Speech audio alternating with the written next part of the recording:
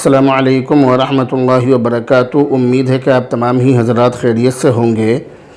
شب برات ہو چکی ہے، شب برات جا چکی ہے اور ہم تمام لوگوں نے شب برات میں حسب حیثیت اللہ کی عبادت کی ہے۔ بہت سارے لوگوں نے اس رات میں خرافات بھی کی ہیں، بدعات کا بھی ارتکاب کیا ہے۔ جن لوگوں نے اس رات میں خرافات کی ہیں اللہ رب العزت ان سب کو ہدایت نصیب فرمائے، اور جن لوگوں نے عبادتیں کی ہیں اللہ رب العزت ان تمام لوگوں کی عبادتوں کو قبول فرمائے۔ رمضان المبارک کا پاک مہینہ بہت جلد شروع ہونے والا ہے، تو فرائیڈے کمنٹ باکس کے اس ایپیسوڈ میں جو سوال آئے ہیں میں ان سوالوں کا جواب آپ کو دینے جا رہا ہوں، اور بغیر کسی تمہید کے آپ کے سوالوں کا جواب دیے جا رہے ہیں۔ پہلا سوال ہم نے آج لیا ہے اشرف خان بلند شہر یوپی کی طرف سے۔ سلام اور دعا کے بعد یہ کہتے ہیں کہ مفتی صاحب، اسلام میں لال شرٹ یا لال کپڑا پہننا کیسا ہے؟ یہ انہوں نے سوال کیا ہے۔ اس سوال کا جواب یہ ہے کہ مذہبی اسلام میں گاڑھا سرخ، اسی طرح سے شوخ گلابی اور جو رنگ زنانے شمار ہوتے ہیں، جو عورتوں کے لیے خاص شمار ہوتے ہیں اور جن کے بارے میں لوگوں کا یہ گمان ہے اور یہ سوچ ہے کہ یہ رنگ خالص عورتوں کے ہوتے ہیں، ان رنگوں کے کپڑے پہننے مردوں کے لیے مکروہ تنزیہی ہے۔ اور یہ بھی یاد رکھیے کہ یہ حرمت مردوں کے لیے صرف لباس اور کپڑوں کی حد تک ہے، یعنی ایسا نہیں ہے کہ لال کلر کی ہر چیز مردوں کے لیے حرام ہو، ایسا نہیں ہے، بلکہ یہ چیز صرف لال کپڑوں تک محدود ہے، لباس تک محدود ہے۔ یہ چیز یعنی لال ہونا یہ لباس تک محدود ہے۔ دوسری چیزوں میں پسند کے مطابق لال اور سرخ رنگ بھی استعمال کر سکتے ہیں، اس میں کوئی حرج کسی طرح کا نہیں ہے۔ دوسرا سوال انہوں نے یہ کیا ہے کہ درگاہ اور مزار پر جانا کیسا ہے؟ یہ انہوں نے سوال کیا ہے۔ اس سلسلے میں آپ یہ بات یاد رکھیے کہ قبروں کی زیارت کرنا اور قبروں پر جانا فی نفسہ ہی جائز ہے اور ثابت ہے اور مباح درست ہے، کوئی حرج اس میں نہیں ہے۔ اگر درگاہ ایسی ہے کہ جہاں جانے میں کسی طرح کی کوئی خرابی نہ ہو، کسی طرح کی کوئی غلط چیز وہاں پر نہ ہو اور ایصال ثواب یا زیارت کی غرض سے جائیں تو پھر اس میں کوئی حرج نہیں ہے۔ لیکن آج کل درگاہوں اور مزاروں کی جو عمومی حالت ہے اور جو عمومی صورت حال ہے وہ یہ ہے کہ وہاں شرک و بدعات اور خرافات اور اسی طرح سے بہت سارے غلط کام ہوتے ہیں اور غلط کام کیے جاتے ہیں، جیسا کہ قبروں پر چادر چڑھانا، قبروں پر سجدہ کرنا اور قبر والوں سے، اہل قبور سے مرادیں مانگنا۔ یہ تمام چیزیں آج کے زمانے میں قبروں پر، مزاروں پر اور درگاہوں پر عام ہیں۔ اسی طرح سے ان کے نام کی نظر و نیاز کرنا اور چڑھاوا چڑھانا یہ بھی عام سی چیز ہے۔ پھول، مالا اور چادریں چڑھانا یہ بھی عام سی چیز ہے۔ یہ تمام چیزیں قبروں پر، مزاروں پر اور درگاہوں پر ہوتی ہیں۔ اسی طرح سے مرد و زن کا اختلاط ہوتا ہے، یعنی مرد اور عورتیں ایک ساتھ درگاہ پر رہتی ہیں اور ایک ساتھ وہاں پر جاتی ہیں، ان میں آپس میں خلط ملط ہوتا ہے، بے پردگی ہوتی ہے، کسی طرح کی کوئی ان کے اندر تمیز نہیں ہوتی ہے، بلکہ وہ اسی طرح سے الٹے سیدھے کام کرتے ہیں۔ اسی طرح سے وہ مزاروں پر جاتے ہیں، مزاروں پر اپنا وقت گزارتے ہیں، جو کہ مذہب اسلام کے اندر جائز نہیں ہے۔ اس لیے یہ تمام کام جو میں نے بتلائے ہیں کہ قبروں پر سجدہ کرنا، قبر والوں سے اپنی مرادیں مانگنا، ان کے نام کی نظر و نیاز کرنا، ان کے نام پر چڑھاوا چڑھانا، اسی طرح سے پھول، مالا اور چادریں چڑھانا اور مرد اور عورتوں کا اختلاط ہونا، یہ تمام چیزیں جائز نہیں ہیں، یہ تمام چیزیں ناجائز اور حرام ہیں۔ اس لیے ان درگاہوں پر نہیں جانا چاہیے جن درگاہوں پر اس طرح کے غلط کام ہوتے ہیں، اور اگر آپ وہاں جا بھی رہے ہیں تو وہاں جا کر آپ غلط کام نہ کریں، بلکہ غلط کاموں سے بچیں اور غلط کاموں سے پرہیز کریں، یہ آپ کی ذمہ داری۔ تیسرا سوال انہوں نے یہ کیا ہے کہ اللہ کے ولی کون ہوتے ہیں؟ تو اس سلسلے میں آپ یہ بات یاد رکھیے کہ ولی وہ ہوتا ہے کہ جو نیکی کی تلقین کرے، برائی سے روکے، نماز قائم کرے، زکوٰۃ ادا کرے، اللہ کی اطاعت کرے اور رسول کی اطاعت کرے، جس کے اندر یہ 6 خصوصیات پائی جاتی ہوں، جس کے اندر یہ 6 چیزیں پائی جاتی ہوں، وہ ولی ہیں۔ قرآن و حدیث میں یہ کہیں نہیں آیا کہ ولی وہ ہوتے ہیں کہ جن سے کرامات ظاہر ہوں اور ان کے بارے میں لوگوں کے درمیان جھوٹے سچے قصے مشہور ہوں، وہ ولی ہوتے ہیں، ایسا قرآن و حدیث کے اندر کہیں بھی لکھا ہوا نہیں ہے۔ اور حیرت اور افسوس کی بات تو یہ ہے کہ آج ولیوں کا ایک پورا گروہ پیدا ہو گیا ہے، اور بعض تو نسل در نسل چلتے ہیں۔ باپ مر گیا تو بیٹا گدی نشین ہو گیا، بیٹا مر گیا تو اس کا بیٹا یعنی پوتا گدی نشین ہو گیا۔ اسی طرح سے ولیوں کی ایک نسل در نسل ایک سلسلہ چلا آ رہا ہے، پوری ایک نسل تیار ہو گئی ہے اور ہوتی جا رہی ہے، جبکہ ولیوں کے ماننے کا مطلب ہی یہ ہے کہ جس شخص میں یہ 6 خصوصیتیں پائی جاتی ہوں وہ ولی ہے، اور اس کے بارے میں حسن ظن رکھا جائے کہ ہاں وہی ولی ہے۔ اور 6 خصوصیات یہ ہیں کہ جو نیکی کی تلقین کرے، برائی سے روکے، نماز قائم کرے، زکوٰۃ ادا کرے، اللہ کی فرما برداری اور اطاعت کرے اور رسول کی اطاعت اور فرما برداری کرے۔ یہ 6 خصوصیتیں جس میں پائی جاتی ہوں وہ ولی ہے۔ اور جو ولیوں کے نام پر ڈھونگ کرتے ہیں وہ ولی نہیں ہیں، بلکہ وہ ولیوں کے نام پر دھبا اور کلنک ہیں۔ اس طرح کے لوگوں سے اور اس طرح کے انسانوں سے بچنا چاہیے اور اپنے ایمان کو بھی بچانا چاہیے۔ چوتھا سوال انہوں نے یہ کیا ہے کہ اگر شرک یا کفر کرنے والا دکھاوے کے لیے مسجد میں نماز پڑھنے گیا اور ہمیں معلوم نہ ہو کہ وہ شرک اور کفر کرتا ہے تو ہماری نماز ہو جائے گی یا نہیں؟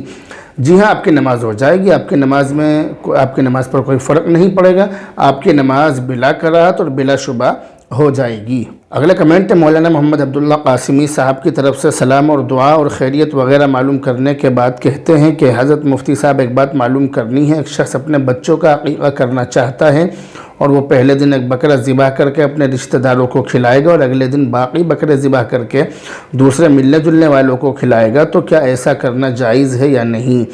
ایسا کرنا جائز ہے، اس میں کوئی حرج نہیں ہے۔ اس طرح سے کرنے سے بھی عقیقہ ہو جائے گا۔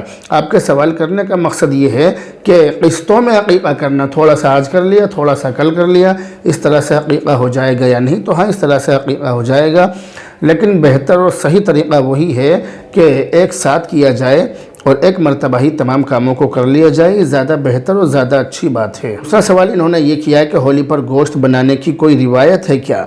یہ جو آپ نے سوال کیا ہے تو اس بارے میں یہ بات سن لیجئے کہ یہ جو چیز ہے کہ ہولی پر گوشت بنانا، اور بلکہ ہمارے یہاں پر تو لوگوں کے اندر یہ بات مشہور ہے کہ ہڈی والا گوشت ہونا چاہیے، کیونکہ لوگوں کے درمیان یہ بات مشہور ہے کہ ہولی پر لوگ ایک دوسرے پر جادو ٹونا کرتے ہیں، ایک دوسرے پر جادو کرتے ہیں، جادو کراتے ہیں۔ تو اگر ہمارے گھر میں ہڈی والا گوشت بن جائے گا تو ایسی صورت میں ہم پر جادو کا اثر نہیں ہوگا۔ تو یہ بات لوگ اپنے ذہنوں میں رکھ کر اپنے گھروں میں گوشت بناتے ہیں، جبکہ یہ بات بالکل غلط ہے، یہ بات بے وقوفی کی بات ہے۔ شریعت کے اندر اس طرح کی کوئی بات نہیں ہے اور شریعت کے اندر اس طرح کی کوئی چیز بھی نہیں ہے۔ یہ محض ایک رسم ہے اور ایک ایسی چیز ہے کہ جس کو ہم نے اپنے اوپر لازم کر لیا، اس طرح کی کوئی بات نہیں ہے اور یہ سوچ بھی بالکل غلط ہے۔ اگلا کمنٹ محمد امتیاز بارہ بنکی کی طرف سے، سلام اور دعا کے بعد کہتے ہیں کہ مفتی صاحب اگر میں مرغی ذبح کرتا ہوں تو کیا قیامت کے دن اس کا جواب دینا پڑے گا؟ حضرت جواب دیجئے گا۔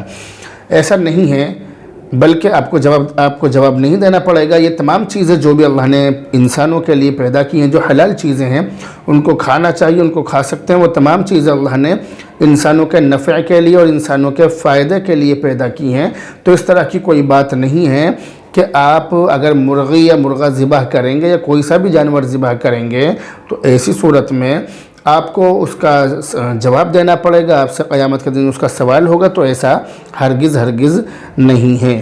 اگلا کمنٹ ہے یونیک اینڈ اسٹائلش مہندی کی طرف سے، سلام اور دعا کے بعد کہتی ہے کہ مفتی صاحب کیا ہم غیر مسلم کے لیے دعا کر سکتے ہیں؟ یہ انہوں نے سوال کیا ہے، تو اس سلسلے میں یہ بات یاد رکھیے کہ ان کے لیے خصوصی دعا تو ایمان اور ہدایت کی جائے، اور امن و امان اور عافیت اور سلامتی کی دعا مجموعی طور پر کی جائے، جس میں انسانیت کے لیے اور ملک کے لیے دعا ہو، اور سبھی لوگ یعنی ملک بھی اور انسانیت بھی، تمام انسانیت یعنی تمام لوگ اس دعا میں شامل ہوں۔ نیک اور کمزوروں کے طفیل اللہ تعالیٰ سب پر رحم اور کرم فرمائے۔ اللہ تعالیٰ سے اس کی درخواست کی جائے اور اس کی درخواست کرنی چاہیے، مگر کسی غیر مسلم کے انتقال کے بعد اس کے لیے مغفرت کی دعا کرنا یہ تو ہرگز جائز نہیں ہے۔ اللہ تعالیٰ کا ارشاد ہے ما کان للنبی والذین آمنوا ان یستغفروا للمشرکین ولو کانوا اولی قربا۔ اس کا ترجمہ یہ کہ ایمان والوں کے لیے جائز نہیں ہے کہ وہ دعائے مغفرت کریں مشرکین کے لیے، اگرچہ وہ ان کے قریبی رشتہ دار ہی کیوں نہ ہو۔ تو خلاصہ اس کا یہ نکلا کہ غیر مسلم کے لیے زندہ کے لیے ہدایت کی دعا کر سکتے ہیں، جو غیر مسلم زندہ ہو اس کے لیے ہدایت کی دعا کر سکتے ہیں، ہدایت کی دعا اس کے لیے کی جا سکتی ہے، اس میں کوئی حرج نہیں ہے۔ لیکن اگر اس غیر مسلم کا یا کسی بھی غیر مسلم کا انتقال ہو گیا ہو تو انتقال کے بعد اس کے لیے مغفرت کی دعا کرنا یہ ہرگز جائز نہیں ہے۔ اگلا کمنٹ ہے محمد نوشاد پلکھوا کی طرف سے، سلام اور دعا اور خیریت وغیرہ معلوم کرنے کے بعد کہتے ہیں کہ مفتی صاحب غیر مسلموں کو ان کے تہواروں پر مبارکباد دینا کیسا ہے؟ یہ انہوں نے سوال کیا ہے تو اس کا جواب یہ ہے کہ کسی مسلمان کے لیے غیر مسلموں کے تہوار پر، ہولی پر، دیوالی پر یا ان کے کسی اور مذہبی تہوار پر اس کی مبارکباد دینا یہ ہرگز جائز نہیں ہے، اور اگر ان کی تعظیم اور تکریم اور ان تہواروں کی تحسین مقصود ہو تو اس میں کفر کا بھی اندیشہ ہے۔ دیوالی کے موقع پر ان کی طرف سے دی جانے والی مٹھائی وغیرہ اگر انہوں نے اپنے باطل معبودوں کے نام پر نہ چڑھائی ہو اور نہ ہی اس کے اندر کسی حرام چیز کی ملاوٹ ہو تو اس کا استعمال کرنا جائز ہے، مگر احتیاط کرنا پھر بھی بہتر ہے۔ اسی طرح سے مزید ایک بات یہ بھی سن لیجئے کہ اگر غیر مسلم اپنے تہوار کے موقع پر کوئی چیز پیش کریں تو پھر بھی انہیں ان کے تہوار کی مبارکباد نہیں دینی چاہیے۔ اگلا کمنٹ قاری عبید اللہ مظاہری کی طرف سے، سلام اور دعا کے بعد کہتے ہیں کہ مفتی صاحب ہم آج مسجد میں گئے تھے تو میرے پیر میں ناپاک پانی لگ گیا تھا تو ہم نے اس کو وضو خانے میں جا کر دھو لیا تھا، مگر جب وضو خانے میں گئے تو وہاں مسجد کی زمین میں بھی ناپاکی لگ گئی تھی، تو کیا کریں؟ توبہ کرنے سے معاف ہو جائے گا یا نہیں؟ اس میں توبہ کرنے کی ضرورت نہیں ہے، بلکہ اس میں آپ وہاں سے دھلائی کر لیں اور وہاں سے صفائی کر لیں، یعنی صفائی کریں وہاں سے بس۔ اگلا کمنٹ ہے یونیک اینڈ اسٹائلش مہندی کی طرف سے، کہہ رہی ہے مفتی صاحب ناپاکی میں مہندی لگا سکتے ہیں یا نہیں؟ یاد رکھیے کہ حیض و نفاس اور اسی طرح سے ناپاکی کی حالت میں مہندی لگانا جائز ہے، اور بعض عورتوں کی یہ بات کہ حیض یا ناپاکی کی حالت میں یا نفاس کی حالت میں مہندی لگانے سے مہندی ناپاک ہو جاتی ہے، یہ بات بالکل غلط ہے، ایسا ہرگز نہیں ہے۔ اگلا کمنٹ محمد ذاکر عباسی شہید نگر کی طرف سے، کہہ رہے ہیں کہ عورتیں پیریڈ کی حالت میں شب برات میں کون سی عبادت کر سکتی ہیں، کن کن چیزوں کا ذکر کر سکتی ہیں، کون سی درود شریف پڑھیں اور کون سی آیت پڑھ سکتے ہیں، حضرت بتا دیجئے۔ اس سلسلے میں یہ بات یاد رکھیے کہ حیض و نفاس کی حالت میں عورت کے لیے نماز پڑھنا جائز نہیں ہے، اور اس حالت میں جو نمازیں چھوٹیں گی ان نمازوں کی قضا کرنے کی ضرورت نہیں ہے۔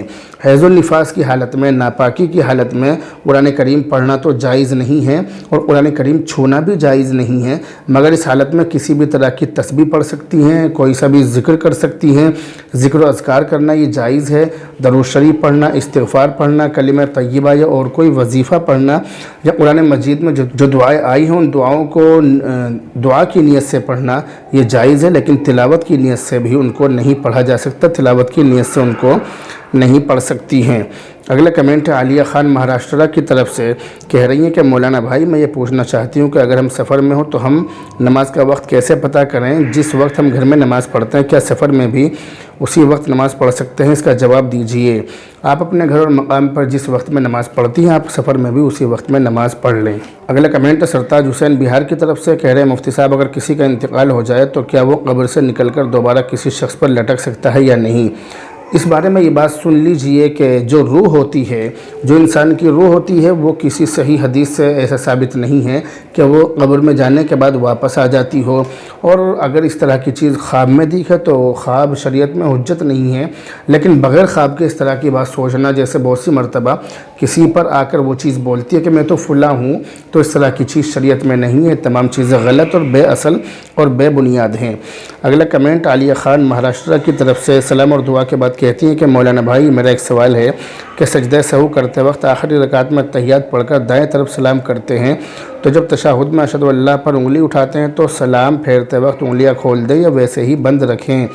یہ آپ نے سوال کیا ہے، اس کا جواب یہ ہے کہ اولاً تو آپ نے سجدہ سہو کا اس کے اندر آپ کو طریقہ بتلایا جا رہا ہے، اس کا طریقہ یہ ہے کہ قاعدہ اخیرہ میں یعنی جو آخری رکعت ہے اس کے بعد جو تحیات میں بیٹھیں گے تو اتحیات میں بیٹھنے کے بعد صرف تشہد پڑھ کر، درود شریف نہیں پڑھیں گے، تشہد پڑھ کر سیدھی طرف کو، دائیں طرف کو سلام پھیریں گے، سلام پھیرنے کے بعد پھر 2 سجدے کریں گے اور اپنی نماز، باقی نماز پوری کر لیں گے، یعنی تحیات سے دوبارہ پڑھیں گے اور اپنی نماز پوری کر لیں گے۔